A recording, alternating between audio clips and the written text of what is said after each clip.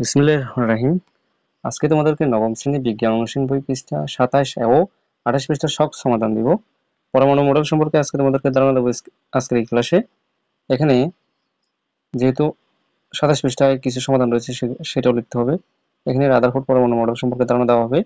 চলো আমরা পড়ে নিই। সকল পরমাণু অতিশয় ক্ষুদ্র গোলাকৃতি কণা। নিউক্লিয়াস ও নিউক্লিয়াসকে কেন্দ্র করে ইলেকট্রন ঘূর্ণীয়মান।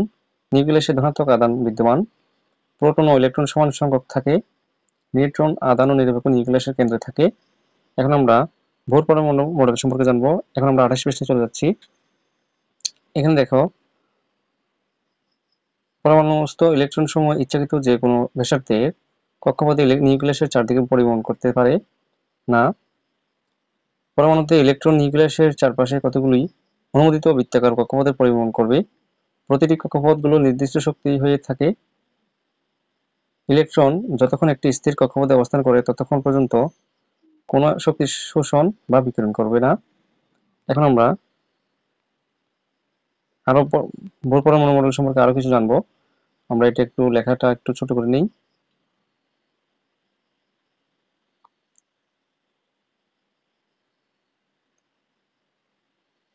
এখানে দেখো, একটু লেখাটা একটু বড় করে তোমাদেরকে পড়াচ্ছি।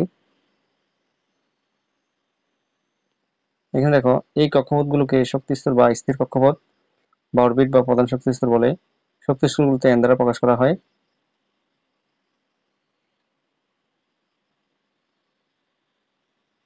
এখন দেখো, আমরা প্রধান শক্তি স্তরগুলো দেখাচ্ছি। এখানে এন দ্বারা বোঝানো হয়েছে, এখানে দেখো এন এন দ্বারা যে প্রধান শক্তি স্তরগুলো হচ্ছে এন। তো এন এর মান যদি 1 হলে প্রধান শক্তি স্তর হবে কে সেল। এন এর মান 2 হলে প্রধান শক্তি স্তর হবে এল সেল। এন এর মান 3 হলে প্রধান শক্তি স্তর এম সেল। এন এর মান যদি 4 হয় তাহলে প্রধান শক্তি স্তর হবে এন। এটাই হচ্ছে যে ভর পরমাণু মডেলের সীমাবদ্ধতা এবং গুরুত্বপূর্ণ তথ্য। তো আমরা যেহেতু জুম করে তোমাদেরকে দেখিয়েছি তোমাদের বোঝার জন্য, এখন আমরা এই ভর পরমাণু মডেল এবং রাদারফোর্ড পরমাণু মডেলের যেই পার্থক্য সেটা সম্পর্কে তোমাদেরকে ধারণা দিব। এখন চলো আমরা পার্থক্যটা একটু দেখে আসি।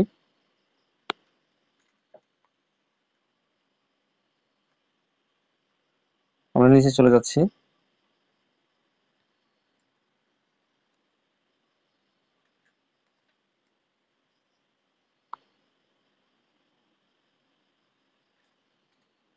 এখন পার্থক্য আমরা করে নিই। এই দুই মডেল, ভর পরমাণু মডেল এবং রাদারফোর্ড পরমাণু মডেলের পার্থক্য বলা হবে এখন। যেহেতু এখানে ছোট করে লেখাগুলো, তাহলে আমরা একটু জুম করে নিব।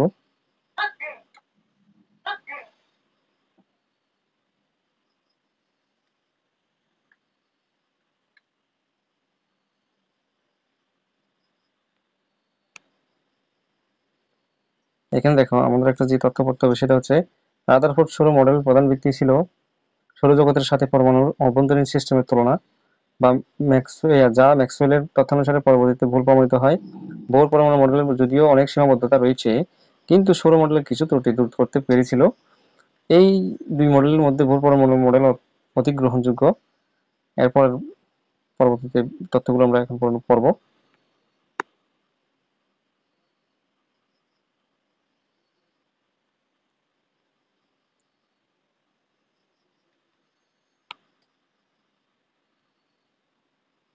একটু বড় করে নেই তোমাদের সুবিধাতে। এটা হচ্ছে আমরা রাদারফোর্ড পরমাণু মডেল সম্পর্কে তথ্য দিলাম।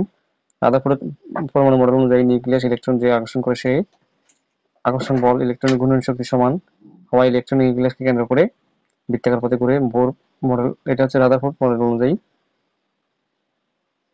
এটা হচ্ছে রাদারফোর্ড এই বোর পরমাণু মডেল অনুযায়ী যেখানে লেখা আছে তোমরা দেখতে পাচ্ছ, হচ্ছে বোর পরমাণু মডেল অনুযায়ী তথ্য। এখন আমরা রাদারফোর্ড মডেলটা দিব 1 নম্বরটা।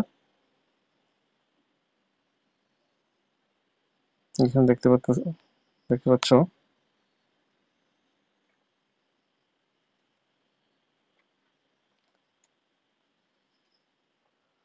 নিউক্লিয়াস যে কেন্দ্রে করে ইলেকট্রন ঘূর্ণীয়মান প্রক্রিয়াতে সৌরমণ্ডলের সাথে তুলনা করেছিল রাদারফোর্ড। তাহলে রাদারফোর্ডের এই বিষয়টা ভুল প্রমাণিত হয়েছে পরবর্তীতে ম্যাক্সওয়েলের সিদ্ধান্ত অনুযায়ী। তো এই হচ্ছে। এখন আমরা যেটা করব সেটা হচ্ছে প্রত্যেকটা মডেল তোমাদেরকে দেখিয়ে দিব। চলো আমরা মডেলগুলো দেখে আসি। মডেলগুলো দেখে নিয়ে যাতে আমরা মনে রাখতে পারি তাই আমি মডেলগুলো দেখিয়ে দিচ্ছি। চলো আমরা মডেলগুলো দেখে আসি। এখানে দেখো এটা হচ্ছে ভুর পরমাণু মডেল। এখানে দেখো 1, হ্যাঁ, মাঝখানে যে প্লাস চিহ্ন দ্বারা লাল অংশ দ্বারা বোঝানো হয়েছে নিউক্লিয়াস, মাঝখানে প্রোটন এবং নিউট্রন থাকবে এখানে। আর প্রথম যেই কক্ষপথ একটা বৃত্তাকার দাগ দেখছো এটা হচ্ছে কে সেল, দ্বিতীয় দাগ হচ্ছে যে এল সেল, তৃতীয় বৃত্তাকার দাগটা হচ্ছে যে এম সেল, আর চতুর্থ দাগটা হচ্ছে বৃত্তাকার দাগটা হচ্ছে যে এন সেল বা চতুর্থ শক্তি স্তর। তোমাদের এই সম্পর্কে ধারণা থাকতে হবে। এটা হচ্ছে বোর পরমাণু মডেল। তো এটা হচ্ছে শক্তি স্তরগুলো এভাবে বিন্যস্ত থাকবে। এটা হলো রাদারফোর্ড পরমাণু মডেল। রাদারফোর্ড বলেছিলেন যে মাঝখানে যে নিউক্লিয়াস, প্রোটন এবং নিউট্রন থাকবে আর কক্ষপথে ঘিরে নির্দিষ্ট মানে দূরত্ব রেখে ইলেকট্রনগুলো ঘুরবে, যেমন এই আমাদের সৌরমণ্ডলের মতো ব্যাখ্যা দিয়েছিল, কিন্তু পরবর্তী এটা ম্যাক্সওয়েল ভুল প্রমাণিত করেছেন। এটা হচ্ছে রাদারফোর্ড পরমাণু মডেলের একটি চিত্র। তবে রাদারফোর্ড পরমাণু মডেলের বর্ণনা অনুযায়ী দ্বিমাত্রিক চিত্র দেখা দিয়ে এইভাবে আড়াআড়িভাবে ইলেকট্রনগুলো ঘুরতে পারে। এই আর মাঝখানে প্রোটন এবং নিউট্রন থাকবে। ইলেকট্রনগুলো এভাবে আড়াআড়ি ভাবে ঘুরবে।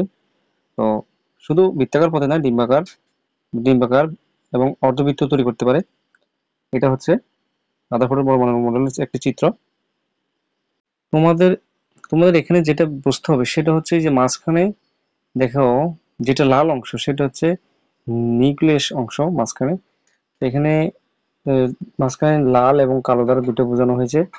আর যে কক্ষপথে বিভিন্ন যে 3টে কক্ষপথ দেওয়া আছে, তো ওইগুলো হচ্ছে ইলেকট্রন ওখানে, হ্যাঁ, ইলেকট্রন দেখানো হয়েছে দেখো। আর প্রোটন হচ্ছে লালগুলো, কালোগুলো হচ্ছে নিউট্রন, লালগুলো হচ্ছে প্রোটন দ্বারা বোঝাইছে, আর নীল যেটা সেটা হচ্ছে ইলেকট্রন বোঝানো হয়েছে। তো প্রতিটা পদার্থই এরকম এরকম সুশৃঙ্খল ভাবে এই মৌলিক পরমাণুগুলো সুশৃঙ্খল ভাবে এভাবে থাকবে। তোমাদের এরকম কক্ষপথে নির্দিষ্ট কক্ষপথে ইলেকট্রন গুলো ঘুরতে থাকবে, মাঝখানে শুধু প্রোটন এবং নিউট্রন থাকবে। তো মাঝখানে আবারও বুঝিয়ে দিচ্ছি, এখানে দেখো এখানে লালগুলো বোঝানো হয়েছে প্রোটন এবং সবুজগুলা অর্থাৎ নিরপেক্ষ নিউট্রন, প্রোটন হচ্ছে লাল, আর এখানে নীল, হালকা নীল যারা বোঝানো হয়েছে সেটা হচ্ছে ইলেকট্রন।